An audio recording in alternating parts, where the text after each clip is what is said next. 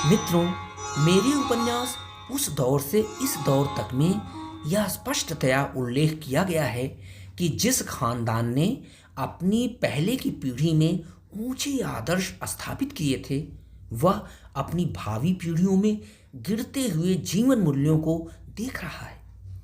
एक और गुलामी के विरुद्ध संघर्ष करने वाले जुझारू देश प्रेमी और संस्कृत प्रेमी थे, जबकि आज़ादी के बाद की पीढ़ियों में छल, द्वेष, नैतिक पतन, दुष्चरित्रता, स्वार्थपरता, लोभ लिप्सा, नृशंस घात प्रतिघात जैसी बातें घर करती जाती हैं। आज जो घृणास्पद कृत्य सीना ठोक कर बेशर्मी से किए जा रहे हैं, वे जीवन के ऊंचे मूल्यों के खिलाफ हैं। दोस्तों, उपन्यास के पहले 8 अध्यायों की घटनाएं तो आपकी स्मृति में ताजा होंगी ही। उन्हीं के क्रम में अध्याय 9 का वाचन मैं पेश कर रहा हूं। इसका शीर्षक है घातक प्रतिशोध। वह बड़ा अजीबो गरीब सवेरा था। सूरज की धूप में सीलन सी आ गई थी। छत की मुडेर पर एक गीद फड़फड़ाकर आ बैठा था तथा ड्राइंग रूम का झूमर अपने आप नीचे आ गिरा था। ऐसा लगा कि जैसे घर में भूतों का वास है। तब सविता झूमर गिरने से हुई तेज आवाज से जगकर उसके बिखरे मलबे को निपटाने की युक्ति कर रही थी, जबकि घर में दूसरे लोग सवेरे उठकर नित्य कर्म से निपट रहे थे। महरी मन्नी बाई सभी के लिए चाय बनाकर सभी को आवाज लगाने के बाद कि वे ड्राइंग रूम में आकर चाय पी लें, वह रोहिणी के कमरे में यह भुनभुनाते हुए घुसी, मालकिन को आज क्या हो गया है? रोज तो वो सवेरे उठकर हम सभी को जगाती थी, पर तभी उसने बेतहाशा चीखते चिल्लाते हुए सारे घर को सिर पर उठा लिया। अरे, मम्मी जी को क्या हो गया है? देखो देखो, उन्हें कुछ हो गया है। बाबूजी, डॉक्टर को बुलाइए। जब सबने रोहिणी के कमरे में जाकर उसे बेड पर निढाल पड़े हुए देखा तो उनके तो होश ही गुम हो गए। उसे हिलाया डुलाया गया, झकझोरा भी गया, पर शरीर में कोई हरकत नहीं हुई। तब अफरा तफरी में डॉक्टर को बुलाया गया। डॉक्टर ने आते ही रोहिणी की जांच की और उसे मृत घोषित करते हुए बताया कि उसकी मौत असामान्य कारणों से हुई है और यह सलाह दी कि पोस्टमार्टम कराने के बाद ही मृतक का अंत्येष्टि किया जाए, क्योंकि यह उनकी स्वाभाविक मौत नहीं है। पर रंजन बाबू ने कहा, चाहे जिन भी परिस्थितियों में रोहिणी का स्वर्गवास हुआ हो, मैं उसके मृत शरीर की चीड़ फाड़ कराकर उसे बेआबरू नहीं होने दूंगा। आंगन के बीचों बीच पड़ी हुई सास की दिवंगत देह पर सुबह की तेज किरणें रंजन बाबू को एकदम नागवार लग रही थी, जबकि उनकी दोनों बहुएं छत के छज्जे की छांव में न जाने क्या बतिया रही थी। पर रंजन बाबू मातमी गम में इस तरह डूबे हुए थे कि उनके गले से आवाज का एक कतरा भी बाहर नहीं निकल पा रहा था। यद्यपि वे वहां एकत्रित लोगों से चिल्ला चिल्ला कर कहना चाह रहे थे कि रोहिणी को तपती धूप से हटाकर छाया में लिटा दो, पर उन्हें अचंभा हो रहा था कि कोई उनकी बात सुन क्यों नहीं रहा है। उन्होंने अगल बगल खड़े लोगों को देखा। उनकी चीख पर उनकी ओर से भी कोई प्रतिक्रिया नहीं हो रही थी। तभी उन्हें लगा कि वहां उपस्थित लोगों के रोने की आवाज में उनकी चीख दब गई होगी।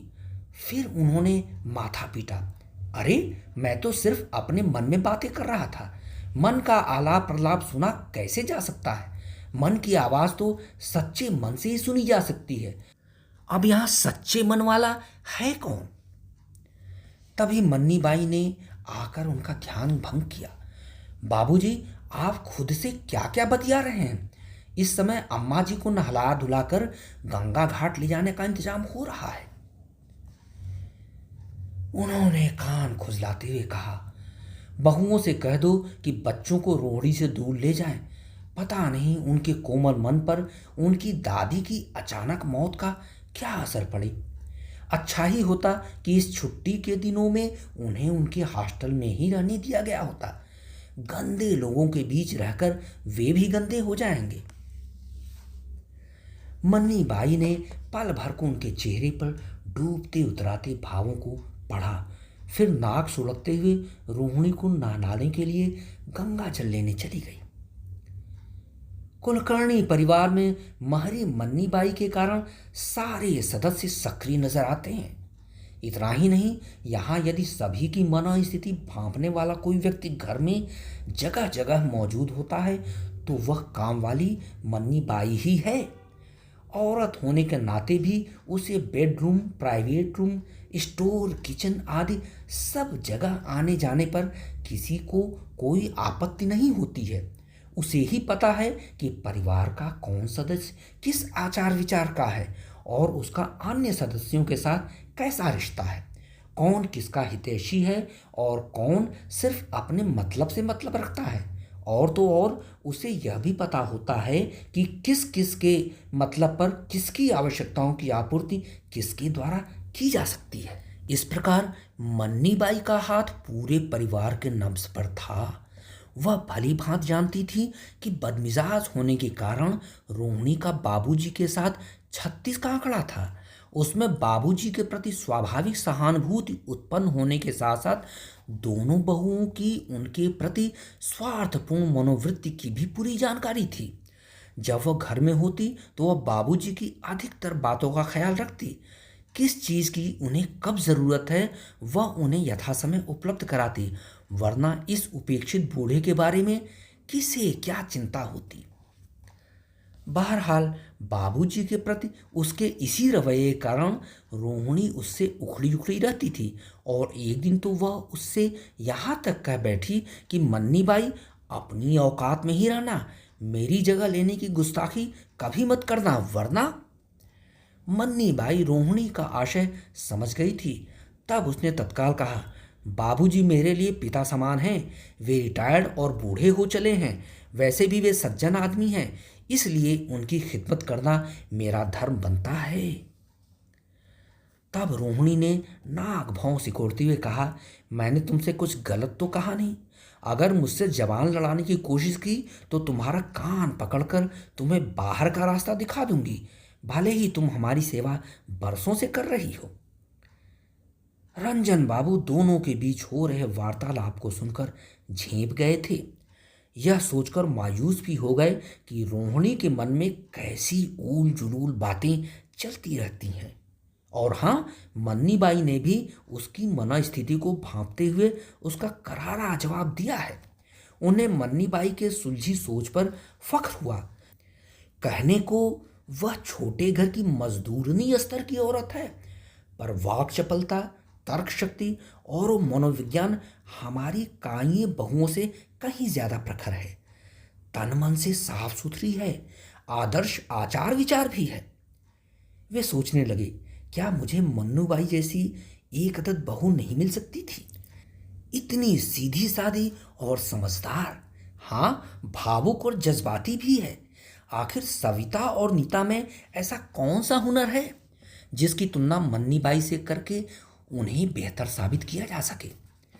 बहुएं तथाकथित ब्राह्मण होकर भी इतनी गंदी हरकत करती हैं कि उन्हें शास्त्र सम्मत शूद्रों के बराबर भी नहीं रखा जा सकता। बस जाति से ही उनसे वह छोटी है। विचारधारा, आचरण और सेवा भाव से तो वह उनकी परदादी लगेगी। यूं भी अगर वह पढ़ लिख कर उनके बेटों के ऑफिस में कोई कर्मचारी होती तो संभवतः बेटों का दिल उस पर भी आ जाता। ऐसे में मन्नी बाई उनकी बहू होती और वह इस कुलकर्णी घराने को काफी ऊंचाइयों तक ले जाती। रंजन बाबू ने अपने माथे पर चट्ट से हाथ मारा। फालतू में मैं क्या क्या सोचे जा रहा हूं। दिवा स्वप्न देखने की आदत इस रिटायर्ड लाइफ में भी नहीं गई। बहरहाल आइंदा अगर मन्नी बाई उनकी खिदमत में लगती है तो वे उससे झिड़क कर कह देंगे, तुम मेरा इतना ख्याल मत रखा करो, आखिर तुम एक नौकरानी हो, मेरी बहू नहीं। तभी मन्नी बाई अपने काम काज से फारिग होकर घर जाते हुए उनसे मुखातिब हुई। बाबूजी, आपका चाय नाश्ता टेबल पर लगा दिया है। गुसल खाने में तौलिया और कुर्ता पायजामा भी पहुंचा दिया है। पूजा घर की भी सफाई कर दी है। हाँ, नहाने के बाद सिर पर तेल जरूर रख लीजिएगा और थोड़ी देर धूप में बैठना मत भूलिएगा। आज बहुत ठंड है, मैं तो जा रही हूँ। उस पल रोहिणी दोनों को देख जल भुनकर खाक हुई जा रही थी। उफ, आज उसी तेज तर्रार रोहिणी का भौतिक अस्तित्व मिटने जा रहा है। कुछ ही देर में वह राख में तब्दील हो जाएगी। कोई महीने भर बाद रोहिणी की तस्वीर को बरामदे में लगाए जाने के बाद उस पर माला लटकाया गया। रंजन बाबू कभी कभार तस्वीर के सामने शिकायताना अंदाज में खड़े हो जाते। देखो, हम दोनों तो आदर्श पति पत्नी कभी नहीं बन पाए। मेरी ओर से कोशिश तो यही रहती थी कि हम दोनों एक मिसालिया गृहस्थी जमाए। मैंने इसीलिए कभी अपनी जिम्मेदारियों से मुंह नहीं मोड़ा, न तुम्हारे प्रति न ही बच्चों के प्रति। सारी मुसीबतें झेलते हुए बच्चों को उनके पैरों पर खड़ा किया, लेकिन आज मैं अपनी बहुओं की कारगुजारियों के सामने मजबूर और कमजोर पड़ गया हूँ। बेटे भी कोई तवज्जो नहीं दे रहे हैं। अब तुम ही कोई रास्ता सुझाओ। उधर रोहिणी का क्षणभंगुर शरीर पंचतत्व में विलीन हुआ और उसकी चिता से अभी धुएं उठ ही रहे थे कि इधर अश्विनी फिर प्रकट हो गया। उस शाम जब सभी रोने धोने के बाद पार्थिव शरीर को लेकर दाह संस्कार के लिए जाने को थे, तो रंजन बाबू ने उसे धीरे से घर के अंदर दाखिल होते हुए देखा था। पर शोक सागर में निमग्न होने के कारण उन्होंने मन ही मन कहा, ऐसा लगता है कि जैसे सब कुछ एक नियोजित ढंग से हो रहा है। अश्विनी के रास्ते की सबसे बड़ी बाधा रोहिणी थी। जैसे ही वह बाधा दूर हुई, वह कैसे बेखटक आ धमका। फिर मन के कोने से आवाज आई, अगर रोहिणी ने अश्विनी पर पाबंदियां नहीं लगाई होती तो बेशक वह जीवित होती। रोहिणी की मृत्यु के कोई 2 हफ्ते बाद उन्हें एक अजीबोगरीब जानकारी मिली कि मार्केटिंग करते समय सविता का गर्भपात हो गया। उन्होंने अपना माथा पीटा, फिर खुद ही बहल गए। चलो, सविता का एक बेटा सूर्यस तो आबाद है ना। वह भले ही उनसे दूर रहकर शिमला में पढ़ रहा है, पर वह इसी घर का चिराग है। लिहाजा उन्हें गर्भपात वाली बात मनगढ़ंत लग रही थी। सविता का गर्भपात तो पूरे होशो हवास में कराया गया होगा। निसंदेह इसके पीछे भी अश्विनी की मिली भगत ही होगी। लीजिए साहित्य के रसिया श्रोतागण, यह अध्याय भी पूरा हुआ। कैसा लगा आपको? आगे की कहानी 10वें अध्याय में सुनिए। शीर्षक है षड्यंत्र। कृपया प्रतीक्षा कीजिए। धन्यवाद।